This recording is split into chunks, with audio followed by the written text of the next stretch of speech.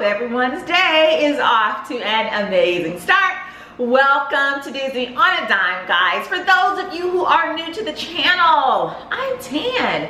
This is my husband, Eric, and today, guys, we are coming to you to share our best and worst foods over at Magic Kingdom. And before we jump into it, what shirt are you rocking today? That is the Squad Goals. Squad Goals. I don't know if you guys can see that down at the bottom. It says Squad Goals right here. Squad Goals. And by the way, guys, we get all of our Disney shirts at Target and Five Below and a few from Walmart.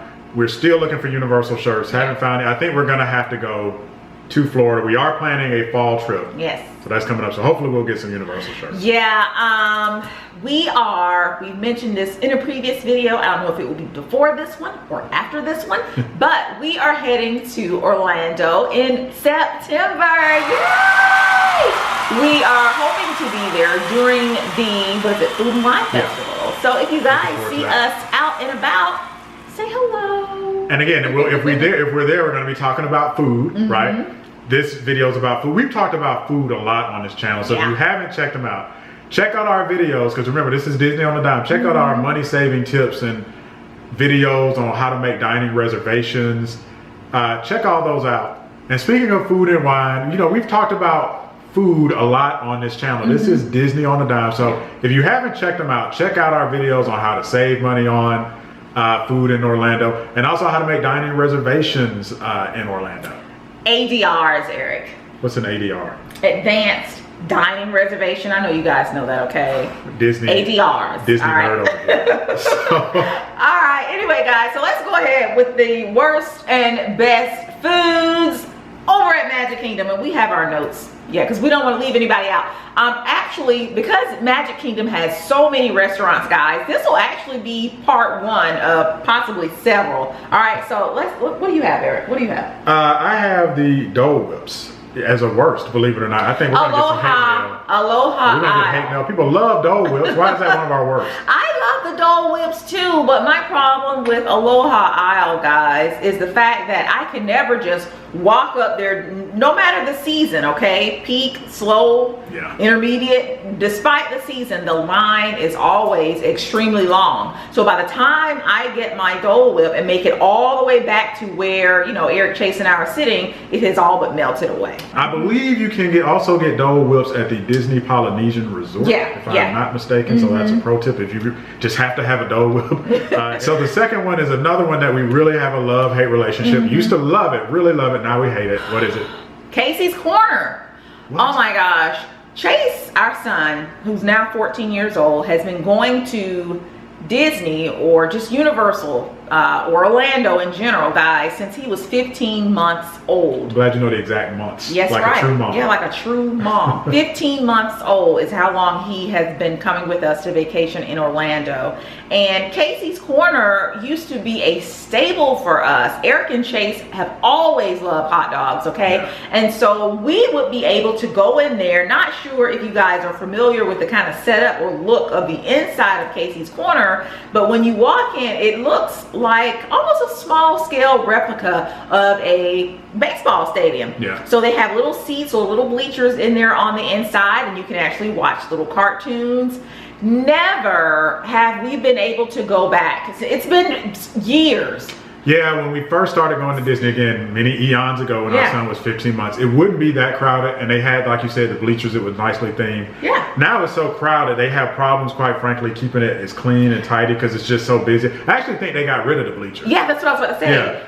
We have, on occasion, gone back, grabbed the hot dogs, and found somewhere else to sit outside, but I don't even think the bleachers are in there anymore. I think because Magic Kingdom is just so much more popular now, and because it's on Main Street, it's just way too crowded. It's at a choke point, and just gets really crowded. And so to go back, we'll give you guys kind of the locations of these places too. Aloha Isle is located in Adventureland, okay? And then Casey's Corner is right there on Main Street. It's one of the first restaurants you actually encounter on Main Street. But not only do we have problems with the kind of setup of the inside of Casey's Corner as it relates to the traffic, but The hot dogs aren't all that great anymore. The bread, yeah, you know, with a hot dog and burgers in general, you gotta be careful with too much bread. Right. You know, you don't want to be eating a bread dog. Right. So yeah, that's been a complaint. So we love a good burger. We love a good hot dog. The next one we've tried to get good burgers at Cosmic Ray's Starlight Cafe over in Tomorrowland, but I think it's got a lot of the same problems as Casey's Corner. Listen, if anyone in your family loves burgers as much as my family does, but they're wearing braces, stay away from the burgers over at Cosmic Ray's. Cosmic Ray's is located over in Tomorrowland, okay? The problem with their burgers, guys, or even I think they have like chicken sandwiches too, the seeds on those buns are like traps for your teeth. They get up in the cracks and nooks of your teeth and they give you a fit for the rest of the day. And honestly, I again just think it's too much bread on those sandwiches. Yeah. So let's talk about one of our favorites, and I think this first favorite has a really sentimental place in our hearts. You talked about taking our son to Disney since he's been 15 months. Yep. Where have we had a lot of our birthday celebrations for him at Disney? Crystal Palace. Crystal Palace for us, like you said, is very sentimental, very nostalgic for us when we pass by. It's located right there on Main Street. It's that really pretty white, it's like a white house, but like a, I want to say it's Victorian, a carriage house, yeah. kind of a lot of glass. Really pretty restaurant. I love the fact that it's buffet style. You know, you don't have a whole lot of buffet style type restaurants in the theme parks. There are a few, but this is a really great one, okay? It is a little bit pricey and it can be a little bit difficult to get in. So as Eric mentioned earlier, you want to make sure you get those ADRs, you know, in advance so that you and your family can get in there and partake of it. We should characters. It's so at Disney in general, you have character themed restaurants, which are sometimes also the buffet restaurants. So you pay a little bit more because the characters, I think this one had a Pooh theme. At least when we used to go, it had a Pooh theme. Yeah, so you get all the Winnie the Pooh characters. And for you parents, here's a pro tip for parents. I know a lot of us as parents, especially when your kids are younger, you'll shell out hundreds and sometimes thousands of dollars to have a party at your house for the kids. And it's nice to have people over your house, but let's face it, you know, people come to your house, they tear it up, you got to do a lot of big setup. We did that a little bit. We did that a little bit when Chase was young, but after a while we're like, you know what? Let's just have his birthday at Disney. They bring out a birthday cake, however many number of candles you want on there. They'll come by, sing happy birthday. They bring you a card and all the characters have actually signed it. All right, and so our next best, or one of our other favorite places to eat while we are at Magic Kingdom is Gaston's Tavern. All right, you guys know that Gaston's is relatively new. What I love to do when I go over to Gaston's is get the huge cinnamon rolls.